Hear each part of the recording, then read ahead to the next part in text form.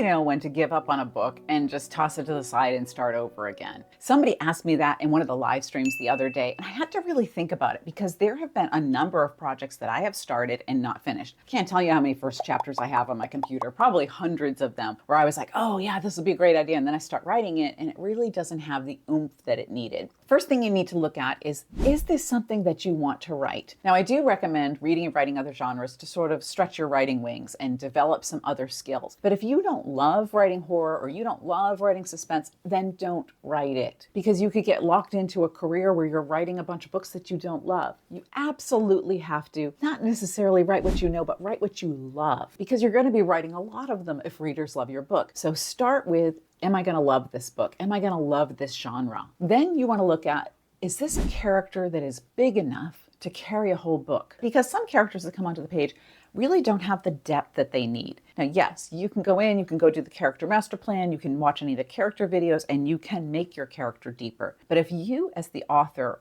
already don't really have that bond with the character and don't really have that curiosity to get to know them, No, I don't like you. then maybe this isn't the right character for this book. Third thing you might want to ask yourself is this plot big enough? And that's one of the biggest problems that I see all the time. A lot of people come up with ideas that don't have an overarching book goal. And your character has to have something that they are going after from beginning to end. That goal can change if, like, an alien ship crashes and all of a sudden Will Smith has to go save the world from the aliens. The goal that they have still has to be big enough to take up an entire book. Going and killing off an entire alien race that's invading planet Earth is a pretty big goal with a whole lot of steps involved in it. You want to do the same thing with your book. Your character needs to want to go after something that is also, and here's a big key, very important to them. Because if the character doesn't care, then the reader doesn't care. So if you're starting this book and your character's not really doing anything on the page or is going after something that they don't really care about, the reader's not going to care either. So you need to either change the plot or start a new book. What if you've gotten like a third of the way through the book or halfway through the book and it's just not moving anywhere? I guarantee, because this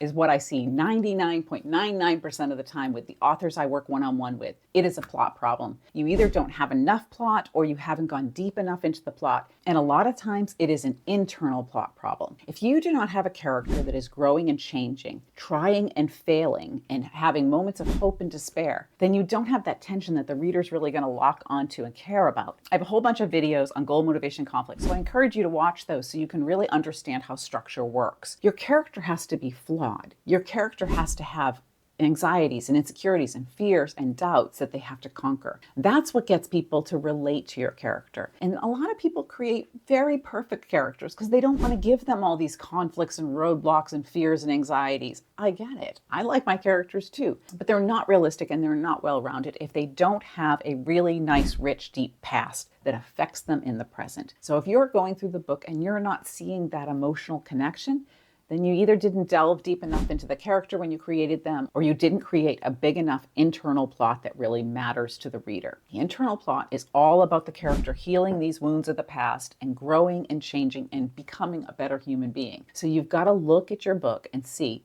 do I have enough of that in there? The other reason people might give up on a book is that writing a book is really hard. I'm not gonna lie, it's super hard. Every time I do it, I think my book is gonna be a piece of crap. It is not an easy task because there are parts of a book where I don't know what to write next, and I'll sit there for a while spinning, trying to figure out what it's going to be. And sometimes I'll spend weeks spinning on the same scene, trying to figure out how to fix it. It's not an easy task. And if it was easy, everybody in the world would do it. So if you're struggling just because it's hard, keep writing. Nothing teaches you how to write a book more than actually finishing a book. There's people out there that teach people how to write books that have never actually finished a book. How can you teach somebody how to do something that you have never ever done yourself? You have to finish a book in order to understand how it goes together. And just getting from once upon a time to the end is a huge accomplishment. If you do that, yay, high five. I'm very proud of you. Don't just keep starting and stopping because that's not going to teach you anything. That's like half painting a wall and then moving on to the next wall and only half doing it and half doing the next one. What you're left with is half a room. So you really want to go through and create the entire book because it will teach you so much. And don't worry about wasting your time. I wrote 10 books in 8 years before I sold my first one. Every one of those to me was like a mini college education. I had this English degree, but it didn't really help me a whole lot because we studied classics, which don't teach you how to write fiction for today's audience. So each one of those books that I tried and failed at taught me something, and I was better with each subsequent one. So I never looked at any of those books that I wrote that didn't go anywhere as wasted time. I've never looked at any of these little first chapters that I've started that never became a whole book as a waste of time. Each of them is helping me hone my skills and become a better, stronger writer. And doing that and continuing to persevere and finishing a whole lot of books brought me to a great place in my career that I'm very, very grateful for, and brought me here to you, where I'm going to try to explain as simply as possible exactly how to write a book. This is what I wish I had 30 years ago. Before you decide to give up on your book, I highly recommend checking out this video on scenes here, because this will help you understand how all of the plot pieces come together and how you can take your scenes and make them super strong so that your whole book is compelling.